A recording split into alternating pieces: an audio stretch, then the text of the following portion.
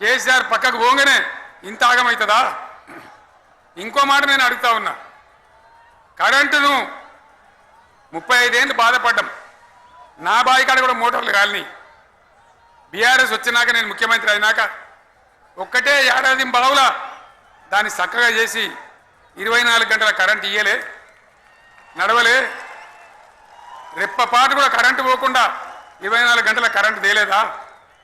మరి మా అంత సిపాయిలు లేరంటే కేసీఆర్ మంచిగా ఇచ్చిన కరెంటు మీకు ఎందుకు ఇయ్యే శాతం అయితే లేదు అని చెప్పి నేను అడుగుతా ఉన్నా.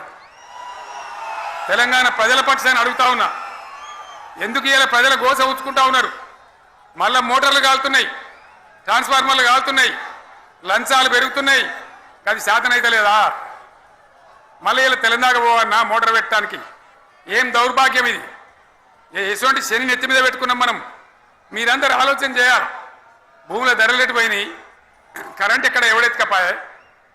మిషన్ భగీరథ అసెంబ్లీలో నిలబడి ఛాలెంజ్ చేసిన నేను, 5 ఏళ్ల లోపల ప్రతి ఇంట్లో నల్లా పెట్టి నీళ్ళు లేకపోతే మళ్ళా ఎలక్షన్ల పార్టీ మేము నిలవడం, ఓట్లు అడగము అని చెప్పిన నేను.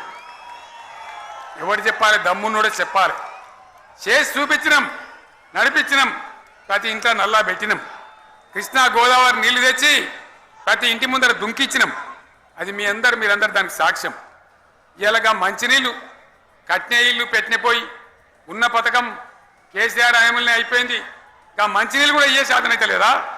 మేము ఇంత సిపాయిలం అంత సిపాయిలం అని ఎగిరెగిరి దుంకితే మాట్లాడితే మంచినీళ్ళు ఇచ్చే కూడా శాతం అయితే లేదా? మంచినీళ్ళు పోతాయి, కరెంటు పోతుంది, వడ్లు కొనే దిక్కు లేదు. వడ్లు కొంటాను రా, కళ్ళాల కాడ 15 రోజులు వడ్లు కొనే దిక్కు లేదు, అడిగే దిక్కు లేదు. సర్కారు కొనకపోతే దిక్కుమాలని దేవుడా అని ప్రైవేట్ మిల్లర్లకు అమ్ముకుంటున్నాం. మళ్ళీ అక్కడ దళారీలు, అక్కడ దోపిడీ, మళ్ళీ రైతాంగం దోపిడీకి గురవుతున్నది. మళ్ళీ 2014 కంటే ముందటి పరిస్థితులు వస్తూ ఉన్నాయి. ఆ విధంగా ఎందుకు జరుగుతూ ఉంది? ఇది ఎవరి అసమర్థత? కాంగ్రెస్ ప్రభుత్వం యొక్క అసమర్థత కాదా?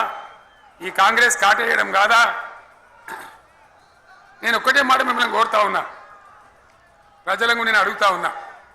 పేదలు గుడిసెలు వేసుకుంటారు, ప్రభుత్వ జాగాలలో పాపం తెలిసి తెలియక కొన్ని వేసుకుంటారు.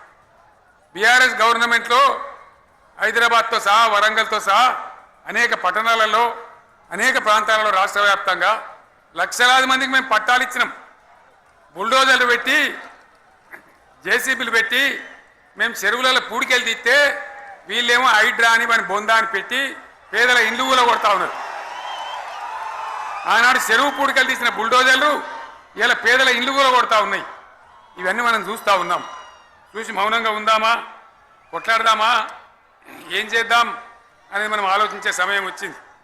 దేశాన్ని నంబర్ 1 స్థాయిలో నిలబెడితే ఇవాళ 14వ స్థాయికి 15వ స్థాయికి తీసుకొని పోయినారు. నా కళ్ళ ముందన్న గిట్ల జరుగుతుంది, ఇంత మాయల్యమే అవుతుంది, ఇంత మోసం చేస్తారని నేను కూడా అనుకోలే. ఇలా చాలా బాధ కలుగుతూ ఉంది, చాలా దుఃఖం కలుగుతూ ఉంది.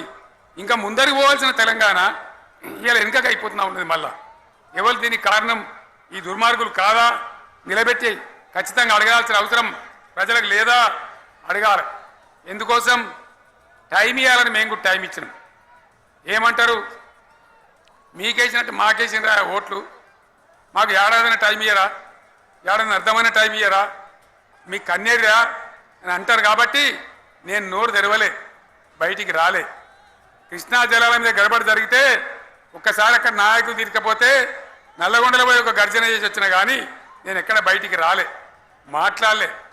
కానీ ఏడాది అర్థం అయిపోయింది, ఇంకేం పాడైంది? పువ్వు పుట్టంగానే పరిమళిస్తుంది అన్నట్టు ప్రభుత్వం కథ తెలియదా? ఇంకేమున్నా వీళ్ళకి టైం ఎక్కడిది? వీళ్ళు ఏం చేస్తారు?